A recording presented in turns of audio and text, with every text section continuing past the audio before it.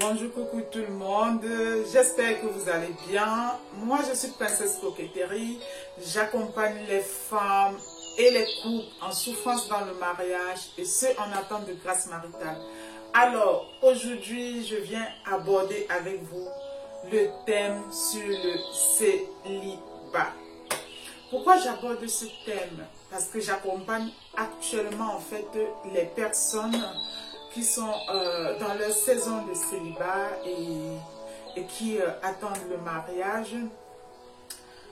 Donc, j'aimerais d'abord dire que cette vidéo, vraiment, ce n'est pas dans le but d'offenser qui que ce soit. C'est vraiment dans le but d'amener les personnes qui sont en attente de grâce maritale, de les amener à comprendre que la saison de célibat, c'est une saison aussi de grâce. De la même façon que la saison de mariage est une saison de grâce et que dans le mariage, on peut avoir certaines faveurs, on peut bénéficier en fait certaines faveurs divines. La saison de célibat est pareille parce que la vie en fait est faite de plusieurs saisons. Donc j'aimerais vous dire que vous toutes ou tous qui en attente de grâce maritale, il ne faut pas avoir honte en fait de la période de célibat. Le célibat, ce n'est pas une honte. Le célibat, ce n'est pas une épreuve. Le célibat même, ce n'est pas une maladie. Le célibat, c'est vraiment pas une période dans laquelle vous devez être triste. Au contraire, comment vous devez voir le célibat? Vous devez voir le célibat comme une belle saison. C'est une saison d'opportunité. C'est une saison où vous êtes seul. C'est une saison où vous devez profiter pour entrer dans votre destinée de vie. Vous devez profiter pendant votre célibat, pendant votre saison de célibat, vraiment, pour regarder à Dieu et entrer dans votre appel, dans votre mission de vie. La mission de vie, c'est quoi? La mission de vie, c'est ces choses-là que lorsqu'on fait, on se sent bien, on est en phase, on est content de faire. On le fait par amour et avec plaisir. Et on ne compte pas le temps, voilà, ça ne nous fatigue pas. On ne voit pas à nos fatigues, on ne regarde pas en fait à la pression. C'est ça la mission de vie, c'est quelque chose qui vous passionne. Je sais qu'actuellement, avec notre société actuelle, il y a beaucoup de personnes, c'est même la société même qui met la pression sur les gens. C'est la société qui rappelle toujours aux personnes. Moi, je me souviens à une époque, dans l'entourage, il y avait beaucoup de gens toujours qui me disaient il faut penser à te marier. Il faut penser à te marier. Moi, j'aimerais vous dire, vous qui dites ça aux gens, il faut penser à te marier là. Vous créez en fait de la frustration aux gens. Parce que le mariage, on ne le boit pas en fait dans un verre. Je ne pense pas qu'il y a une personne qui n'aimerait pas se marier.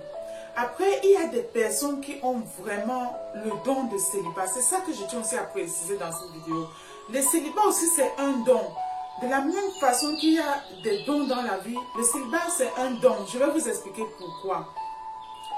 Il y a par exemple Jésus qui a choisi vraiment la vie de célibat.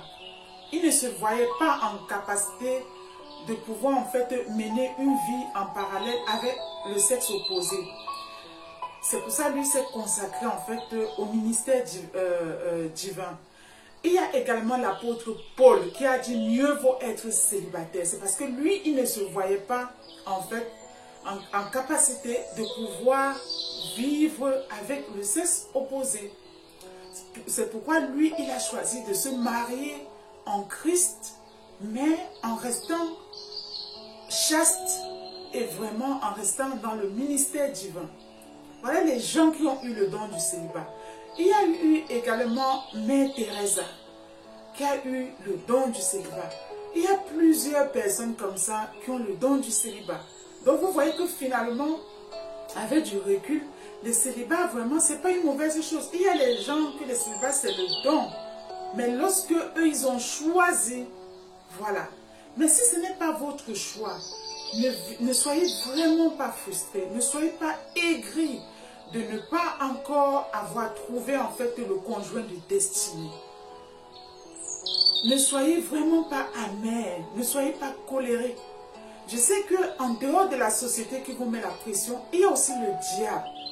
Il y a aussi le diable qui va par certains signes vous dire que vous mettre dans votre tête que oui, c'est trop long, il se fait tard. Il va même utiliser les gens autour de vous pour vous appeler vieille fille, pour vous appeler vieil homme. Moi, j'ai eu à affronter le mépris des gens pendant la période de célibat.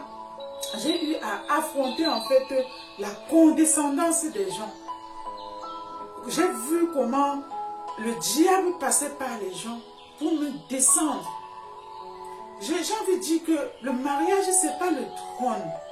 Le mariage, ce n'est pas le trône, mais toujours est-il pour les personnes qui ont choisi le mariage, qui ont choisi de se marier, de se consacrer au mariage, par exemple comme moi, y accorde de l'importance. Maintenant, pourquoi je dis que le célibat, c'est aussi une très belle saison? Comment faire pour vivre le célibat vraiment comme apprécier la beauté de la saison du célibat? Profitez de la période vraiment de célibat pour prier pour le futur conjoint que vous espérez en fait avoir. Il y a des gens qui débarquent dans le mariage sans avoir pris le temps de prier pour le futur conjoint ou la future conjointe. Et du coup, arrivent par erreur. Et parfois, arrivent dans le mariage sans se connaître. La majorité des problèmes des couples aujourd'hui viennent de quoi? Ça vient premièrement du fait que les gens n'ont pas pris le temps même de prier pour la rencontre de cette personne. Elles n'ont pas pris le temps, même ne serait-ce que pour se connaître. Ça vient du fait que aussi les personnes viennent d'horizons différents. Ça vient aussi même du fait que nous sommes de nature des personnes de sexe opposé pour faire un couple dans le mariage. Et de là naît les différences. Et de là peut naître même les problèmes de communication. D'où il est important de profiter pendant la saison de célibat pour prier à tout ça. C'est-à-dire demander à Dieu qui vous envoie vraiment qu'un partenaire divin, un partenaire qui a la crainte de Dieu, un homme selon le cœur de Dieu. Il y a des personnes qui veulent même se marier, mais qui actuellement encore dorment chez les parents et parfois par terre. Il faut profiter pendant la saison de célibat pour travailler à vos finances. Ça veut dire que c'est une période qu'on profite pour se former, pour finir ses études. Si on a fini ses études, faire plusieurs autres formations, ouvrir les yeux à la vie, se former dans plusieurs domaines, se lancer même dans les dropshipping, dans plusieurs domaines de la vie, pour pouvoir travailler sur sa stabilité financière. Parce que vous n'allez par exemple pas vous marier et appeler que papa et maman pour qu'ils viennent vous payer vos factures, ou à chaque problème, demander à la famille de vous aider. Ce n'est pas normal. Quand on est déjà adulte, on a déjà atteint un certain âge adulte, puisqu'on va dans le mariage. C'est vrai, on peut être plombé par certaines situations ou par certains problèmes et on demande vraiment l'aide de la famille. Mais ça ne doit pas être de façon récurrente. Un être humain qui est adulte, homme ou femme, devrait être en capacité de subvenir à ses besoins. Et la saison de célibat, c'est ça. C'est de profiter pour mettre en place des commerces, c'est de profiter pour vous débrouiller. Vous allez dire, on va commencer par comment et par où. Le dropshipping ne nécessite même pas un 5 francs. Moi, je me souviens quand j'ai commencé à vendre ici en Europe, c'était sans argent. Je prenais juste les photos de ce que j'avais envie de vendre et je mettais sur les sites, par exemple, comme Le Bon Coin. Par exemple, comme Marketplace, c'est gratuit. Et si les personnes vous rappellent par rapport à ça, vous faites le lien avec le fournisseur, vous négociez votre part de marge de bénéfice. Et c'est comme ça, petit à petit, vous pouvez vendre, vous cotiser les bénéfices qui en découlent, vous cotisez ça, et maintenant pour vous lancer dans un commerce que vous-même vous achetez du stock. La saison de célibat aussi, c'est ça. La saison de célibat aussi, c'est une saison où vous profitez pour chercher vraiment la face de Dieu. Ça ne veut pas dire qu'une fois dans le mariage, vous allez arrêter de prier. Non, ce n'est pas ce que je dis. C'est une façon de dire que lorsque vous êtes solitaire, vous avez moins de charges sur vous. Vous avez moins de bagages sur vous. Et par conséquent, profitez de cette période-là pour demander la manifestation des fruits de l'esprit sur vous. C'est quoi les fruits de l'esprit? C'est la paix, c'est l'amour, c'est la patience, c'est vraiment la douceur, c'est la bienveillance, la maîtrise de soi. Il y a les gens qui veulent entrer dans le mariage, mais que actuellement, lorsqu'on les fait même une petite réflexion, ça part en vrille. Et si vous partez dans le mariage sans avoir ces fruits-là, avec tout ce que vous allez rencontrer, vous pouvez péter un câble. Vous pouvez tuer même quelqu'un. Profitez pendant la saison de célibat pour vous remettre en question. Travaillez sur votre caractère. Vous brisez. Profitez pendant la saison de célibat pour regarder à vos blessures émotionnelles, vos blessures internes et guérir. Comme ça, vous atterrissez dans le mariage sereinement. Sachez très bien que le mariage, quand vous acceptez de vous marier, c'est que vous avez accepté de supporter quelqu'un que vous ne connaissez pas encore entièrement. Et vous acceptez de supporter ses plus pires caractères, pas pour un jour, pas pour un mois, pas pour un an, pas pour 5 ans, mais pour toute la vie. C'est ça. Est-ce que actuellement, toi qui me regardes et qui est en situation de célibat, est-ce que tu es prête pour l'instant, avec tout ce que je dis là, de pouvoir porter quelqu'un? Est-ce que tu es prête? Pour moi, vraiment, le célibat, c'est une belle saison. Parce que moi, pendant ma période de célibat, j'ai eu d'autres défis. C'est comme toutes les saisons de la vie. Il y a des saisons, même si peu importe les saisons, tu vas avoir en fait les bénéfices de cette saison-là. Et tu vas être aussi confronté en fait aux défis de cette saison-là. Moi, pendant la saison de célibat, j'ai profité pour faire beaucoup de formations. Je me souviens, à l'époque, même quand j'avais rencontré mon époux, j'étais dans l'école d'assistant de direction à cette époque-là. À cette époque-là, je l'avais rencontré. C'est ça. Profitez pendant la saison de célibat. Vous découvrez les choses. Vous voyagez si vous pouvez. Profitez même pour travailler sur vos relations.